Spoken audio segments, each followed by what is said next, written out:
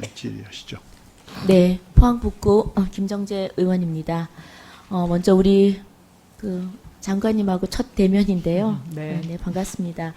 그 모든 기업들이 그 공정 경쟁을 하기 위해서 가장 필요한 것들은 사실은 국가에서 그 틀거리를 잘 만들어줘야 된다고 생각을 합니다. 특히나 우리 중소벤처부에서는 우리 중소기업들 또는 소상공인들이 그야말로 국가를 믿고 공정한 경쟁을 하기를 원할 텐데요.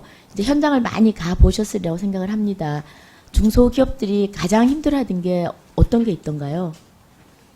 네, 최근에는 그 최저임금 문제를 많이 얘기했고요. 이제 최저임금이 타결됐기 때문에 주 52시간 근무와 관련해서 내년부터 이제 5인 이상 299인 이하가 1월 1일부터 이제 실시가 되기 때문에 그 네. 부분에 관한 의견이 많이 있습니다. 정부에서는 네. 지금 소위 말하면 소주 성장으로 대표되는 두 정책이 지금 잘 되고 있고 곧 좋은 결실을 맺을 거라고 계속 거듭거듭 얘기하는데 장관님 그걸 믿으십니까? 아니면 다른 생각을 갖고 계십니까? 저는 이 경제에는 사실 정답이 없습니다. 그러니까 얼마만큼 균형점을 찾느냐 이것이 참 중요한데요. 이 소득주도 성장에 대한 결과는 저는 아직 조금 판단하기 이른 시점이다라고 생각합니다. 그래서 이것이 앞으로 어떤 결과로 나타날지에 대해선 좀 더 통계 수치를 지켜봐야 하는 상황 아닌가 이렇게 보고 있습니다. 지금까지는요?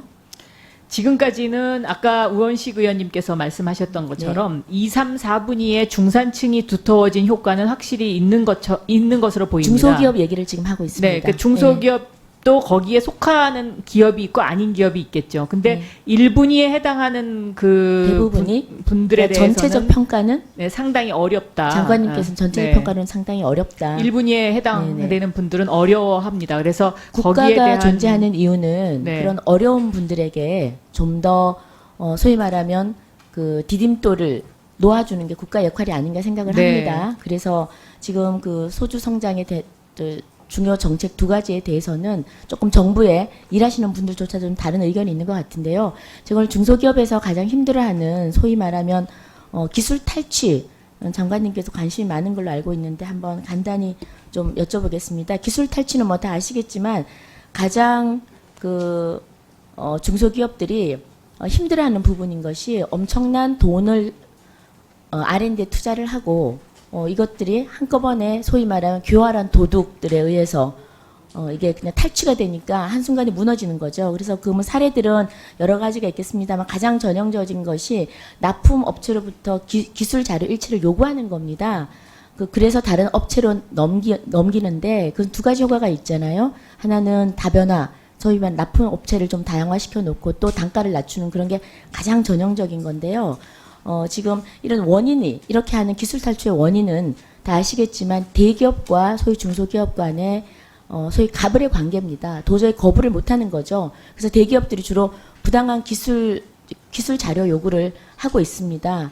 그래서 지금 현재로는 중소기업 다 아시겠지만 중소제조업은 약 한 42%가 대기업에 납품을 하고 있고 또 대기업의 의존도가 한 81% 정도, 80% 정도 됩니다.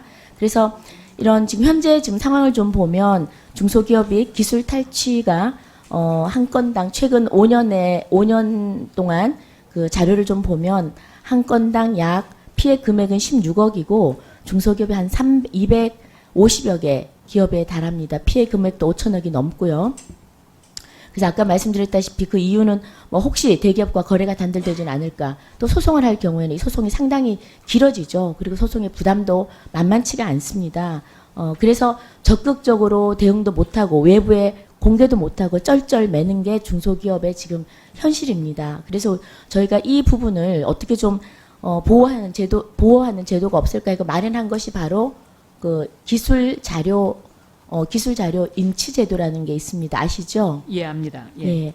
지금 기술 자료 임치 제도는 지금 현재 그 소위 말하면 대기업과 중소기업 간의 표준 하도급 계약서를 작성하도록 되어 있는데요. 의무 조항은 아닙니다. 지금 하도급법 3조 2항에 보면 표준 하도급 계약서 작성을 하는데 지금 제가 한번 쭉 살펴봤습니다. 이 하도급 계약서 작성 문 안에 과연 기술 자료 임치에 관한 조항들이 어떤 식으로 되어 있을까 봤더니 일단 먼저 그 표준 하도급 계약서 자체가 이게 의무 사항이 아니더라고요.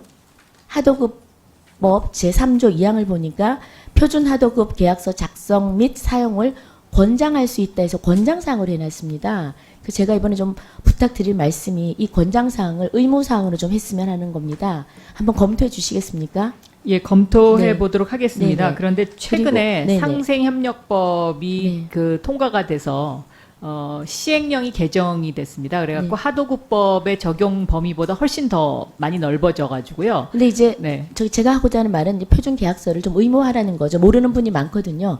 그래서 지금 한 25% 정도는 아예 권장사항이라는 거 전혀 표준 계약서를 이용하고 있지 않습니다. 사각지대가 발생하니까 의무 조항으로 좀 하고요.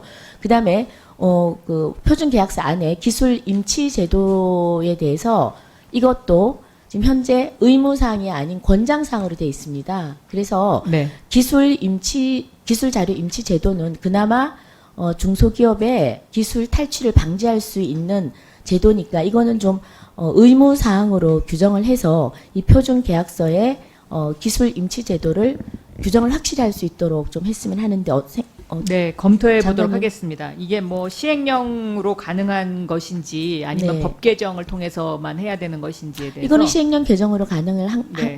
한 것으로 알고 있습니다. 그러면 저희가 한번 네. 검토해 보도록 하겠습니다. 예. 네. 그리고 시간이 1분도 안 주시죠? 이게 끝이죠? 네네. 그러면 지금 뭐 17분밖에 남지 않았는데 특히나 뭐 기술 탈취 이 부분에 대해서는 처벌도 좀 한번 더 살펴보시고요. 지금은 현재 아마 징벌적 손해배상제도. 예, 그래서 네. 한 3배 정도 더 내는 것을 알고 있는데 이거 부분은 정말로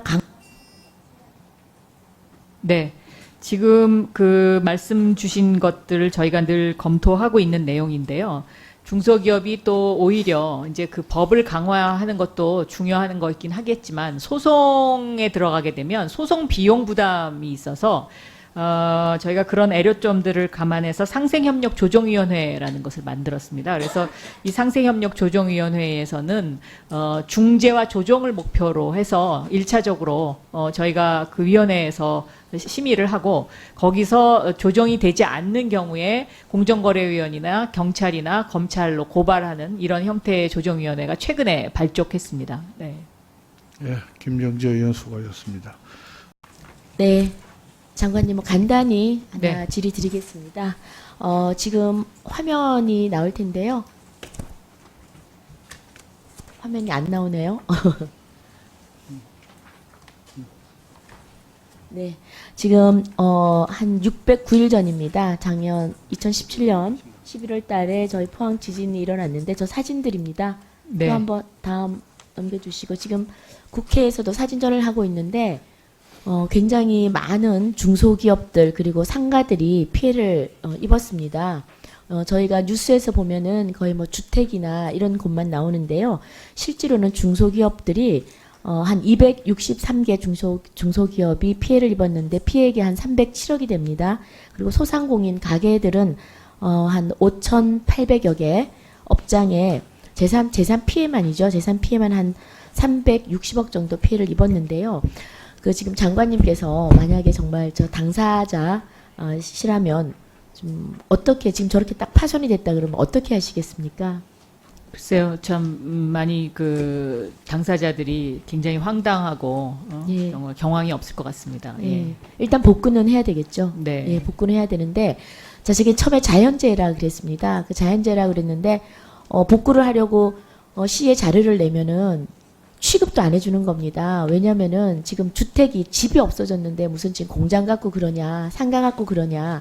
그리고 현행법상 딱 주택만 지원금을 주게 돼 있습니다. 그래서 제가 굉장히 현장에서 안타까웠습니다. 예. 뉴스에는 온통 저 상가가 저 피해를 입은 것들이 뉴스에 나오면서 막상 현실에서는 전혀 어떤 도움도 국가도 지자체도 주지를 않으니까 참 힘들어했었는데 그나마 이제 중소벤처부에서 저희 기금 저희 긴급 경영 기금을 안정자금 80억 원. 융자를 해주셨죠. 융자를 해주셨는데 사실 융자에 불과합니다. 그래서 지금 현재 그 중소기업들이 아예 13개 정도는 가동도 중단이 됐는데요. 가동이 중단이 되게 되면 뭐 중단하지 않은 기업들도 마찬가지지만 일단 계약이 다 해지가 됩니다. 계약이 해지가 되고 또 경영 피해가 당장 오죠. 그렇게 경영이 악화되면 신용등급이 떨어지고 그러면 이자율이 금리가 오르게 됩니다. 그래서 지금 평균 포항의 그 중소기업이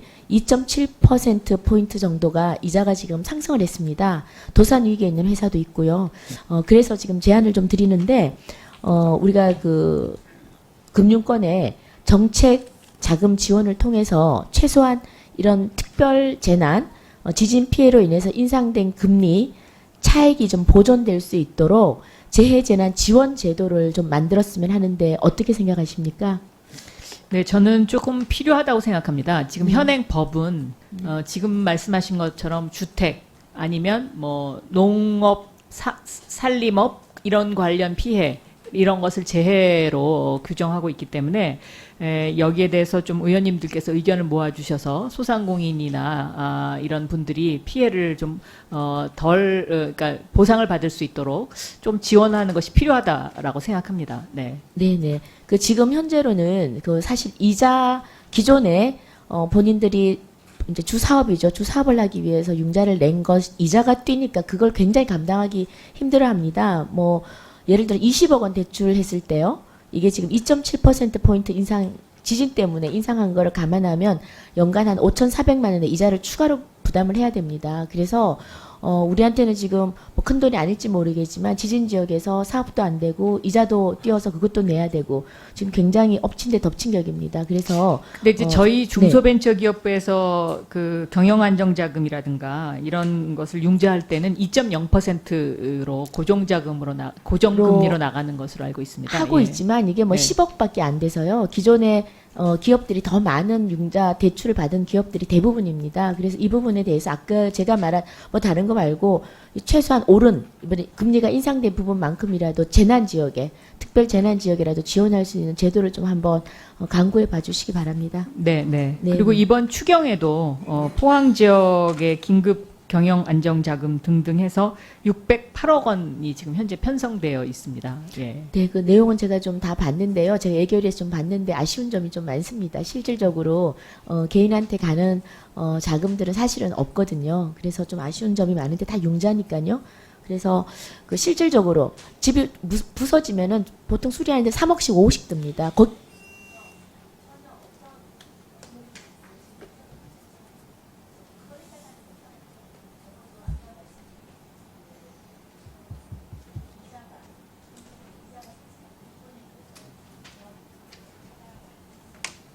네. 김정재 의원 수고하셨습니다.